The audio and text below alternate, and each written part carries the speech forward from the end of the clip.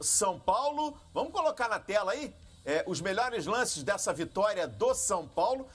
Hoje o Wagner Mancini deixou Nenê, Diego Souza, Jusilei, todo mundo no banco, hein? Mas no segundo tempo, Nenê e o Diego Souza entraram e foram deles os passes, as assistências. Melhorou o São Paulo para os gols do Pablo e do Arboleda.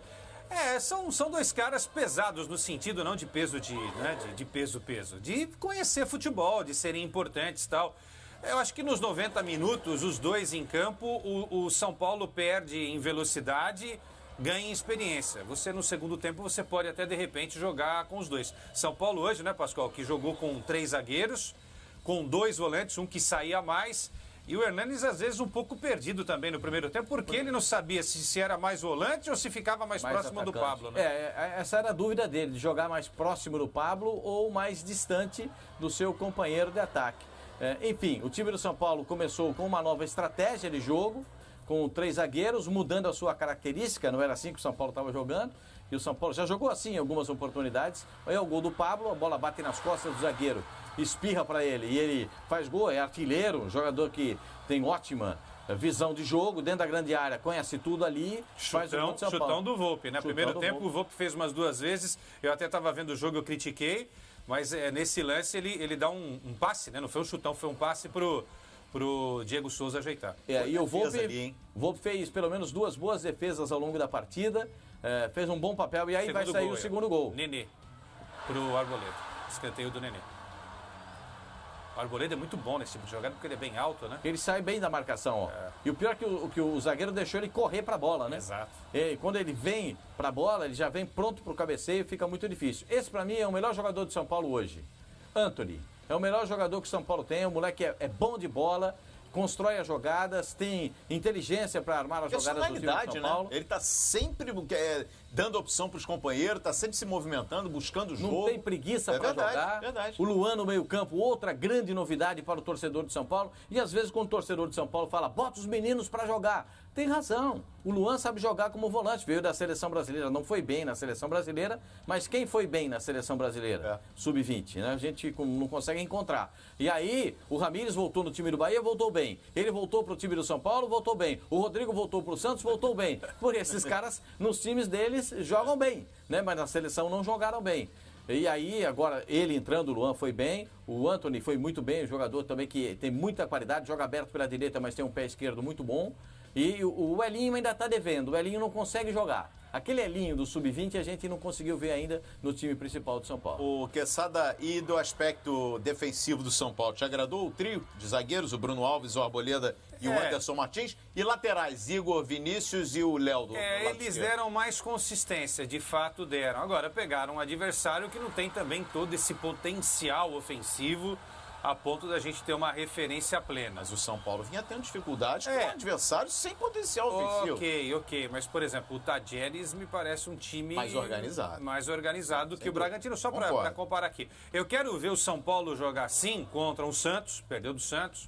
Jogar contra o Corinthians, perdeu para o Corinthians, e ainda tem o clássico São Paulo e Palmeiras. Sim. Jogar assim com o Palmeiras. Acho que os clássicos são as grandes referências para a gente dizer se deu certo esse esquema ou não. Lembrando, hoje o São Paulo não pôde contar com o Reinaldo, com o Hudson, com o Everton, com o Lisiero.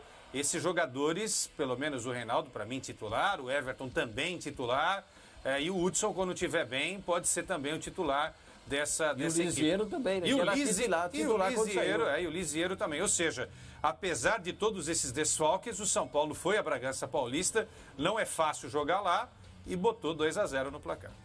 Dá tranquilidade, né, Pascoal? Porque antes o São Paulo, antes dessa partida, e a gente falou muito nisso aqui, né, durante a semana, e independentemente do adversário, era um jogo de Copa do Mundo pro São Paulo. Porque se perde hoje, tinha que acordar e dormir com a calculadora, Pascoal. E esse, em termos de resultado e pontuação, devolve a tranquilidade para o Mancini trabalhar. São Paulo estava 3 jogos no Campeonato Paulista, não tendo uma participação que convencesse os seus torcedores. Ainda teve aquela passagem na Argentina, que foi uma outra grande vergonha do São Paulo Futebol Clube, saindo para o Tajeres e Córdoba, não dá para acreditar. E o Palestina, que entrou agora no grupo que tem o Internacional. Conseguiu fazer mais feio, né? E o River Plate conseguiu fazer o Palestino eliminou o Tajeres. É uma loucura esse negócio. Agora tem uma coisa, né? O time do São Paulo precisa encontrar um norte. O time do São Paulo precisa encontrar um ponto de equilíbrio. O time do São Paulo está pensando em fazer contratações no mês de março, quando isso já deveria estar pronto, quando isso já deveria estar elaborado. O São Paulo tem um treinador que só vai estrear no final de abril para a realização da Copa, ou melhor, do Campeonato Brasileiro. O São Paulo está muito, mas muito atrapalhado. O Cuca era a melhor opção do São Paulo para ser o treinador, só que ele só pode chegar em abril. No final de abril, para o Campeonato Brasileiro. Então o time vai ser montado. O Cuca teve uma reunião nesta semana, na última terça-feira, se não me falha a memória, com o presidente do São Paulo, com o Lugano, com o Raí, com o Pássaro. Eles foram discutir contratações para o São Paulo. Chegaram à conclusão que o São Paulo precisa de laterais, precisa de um meia, precisa de um atacante liberado de campo com velocidade. Roger Guedes é o preferido, né? Entendeu? E aí, mas o Roger Guedes não dá para contratar. É caro. Não dá para contratar. Se for no padrão que os chineses disseram, não tem como o São Paulo contratar. Agora, Pascoal, Luciano, que gestão errada do futebol, né? Porque você muda toda hora de treinador, aí cada treinador que chega indica um jogador, pensando na filosofia que vai ser empregada em campo em relação às táticas, né? A tática, no caso. E aí toda hora você fica mudando. Agora vem o Cuca. Aí o Cuca pede a contratação de 5 jogadores. Pois bem, o São Paulo vai gastar dinheiro e vai contratar 5 jogadores. Aí o Cuca não termina a temporada, vem um outro. Aí esse outro que chega já não quer trabalhar com os caras que foram indicados pelo anterior. O São Paulo, antes de tudo, tem que definir o treinador para 3 longos anos. Fazer um projeto de longo prazo, porque 3 anos é longo prazo no futebol. 3 anos é um tempo irrisório nas nossas vidas, né? Mas assim, no futebol, inclusive o São Paulo, que manda um treinador embora a cada 6 meses, teve quase 20 treinadores depois do tricampeonato, se não definir que é o Cuca para 2019, 20 e 21, vai continuar jogando dinheiro fora, porque contrata jogador a rodo e esses caras não se adaptam às filosofias dos treinadores que chegam. Ô, Pascoal, até se a gente pegar como exemplo os 2 últimos bons trabalhos do Cuca, Palmeiras de 2016, o título, e o Galo, o Atlético Mineiro de 2013, são inícios semelhantes ao que ele vai encontrar no São Paulo. Porque quando ele chegou no Atlético e no Palmeiras, ele mudou o elenco. Ele mexeu, ele liberou atleta, ele trouxe outros, e é isso que ele vai fazer no São Paulo agora. Agora, a pergunta que fica, São Paulo está na fila aí em busca de grandes títulos. Não consegue uma grande conquista desde 2012. Só restou o brasileiro. Copa do Brasil. E a Copa do Brasil. São Paulo não tem Copa do Brasil. Vai buscar, vai conseguir buscar, chegando em abril, já arrumando o avião no voo? Você sabe que eu fico imaginando o seguinte, se você olhar para o elenco do São Paulo, você vê possibilidades. Mas eu acho que o São Paulo, para a conquista, para ganhar alguma coisa, tem que apostar no Campeonato Paulista e tem que apostar na Copa do Brasil. É onde eu vejo o São Paulo com possibilidade. No Campeonato Brasileiro, o São Paulo tem que brigar para chegar entre os 4 primeiros. É difícil. É difícil. Sabendo que tem time muito preparado, com um elenco muito melhor do que o do São Paulo, até tecnicamente, mais refinado, com mais opções para os treinadores. Eu posso apontar aqui pelo menos 4 melhores do que o São Paulo. Assim, rapidamente. Palmeiras, Flamengo, Cruzeiro, Internacional, posso falar Atlético, Grêmio, já falei 6 melhores do que o São Paulo. Você falou Atlético Mineiro? Falei. Internacional? Já falei, 6. Eu tô com você. 6. Eu falo 6 melhores que o São Paulo. 6 melhores do que o São Paulo. Eu acho que o São Paulo tem que brigar para entrar entre os 4 melhores do campeonato. Porque é o seguinte, se entrar entre os 4 melhores, vai brigar lá em cima, aí é outra questão, o time ganha personalidade, ganha corpo, e é outra questão.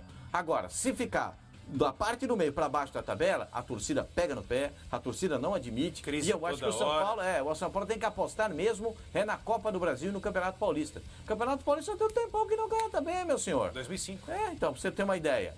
Tem que ganhar um Campeonato Paulista, tem que ganhar uma Copa do Brasil. Nunca ganhou uma Copa do Brasil, apostar nisso, dá para apostar. É viável.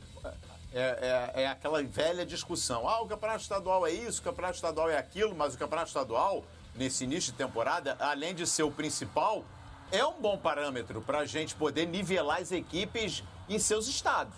Porque antes da bola rolar, Quesada, quando a gente olhava no papel os elencos sendo montados para a temporada, eu, por exemplo, vou fazer a minha culpa aqui, eu jogava o São Paulo lá em cima. Eu cheguei a dizer aqui para mim que, na minha opinião, o Hernandes era a melhor contratação do ano. Pode ser que ele confirme isso, daqui a 2 meses, 3 meses, eu continuo apostando muito nesse nome.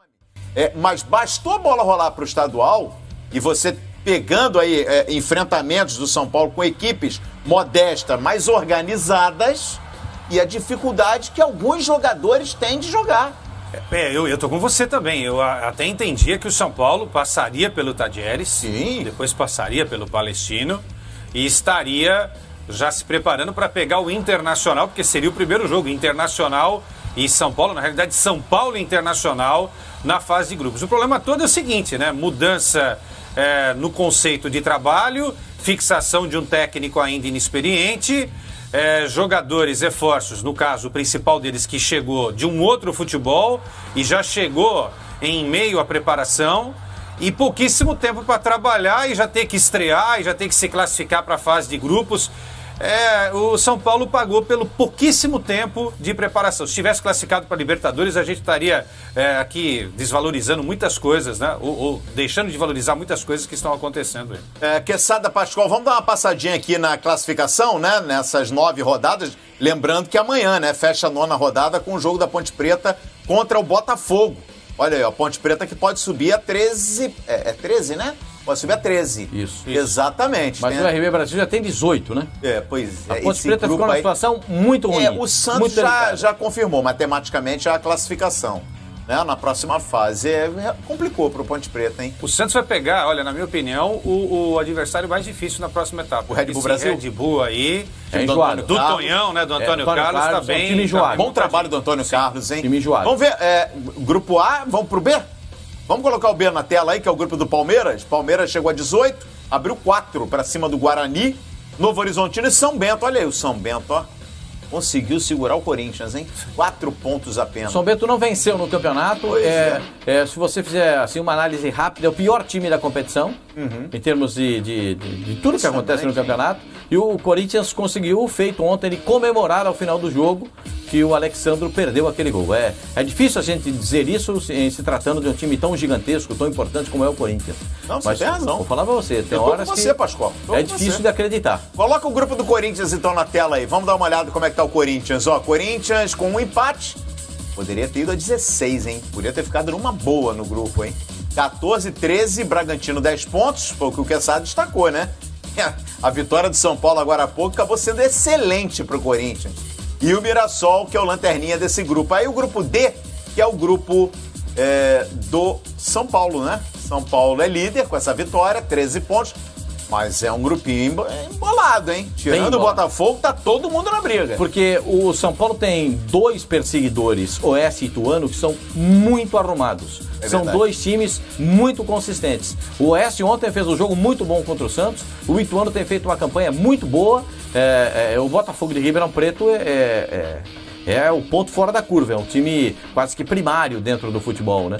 Mas os 2 outros, o Oeste é arrumado, rapaz. Isso não tem jogador baixo no Oeste. Não sei se vocês já perceberam isso. Só tem jogador modelo parrudo.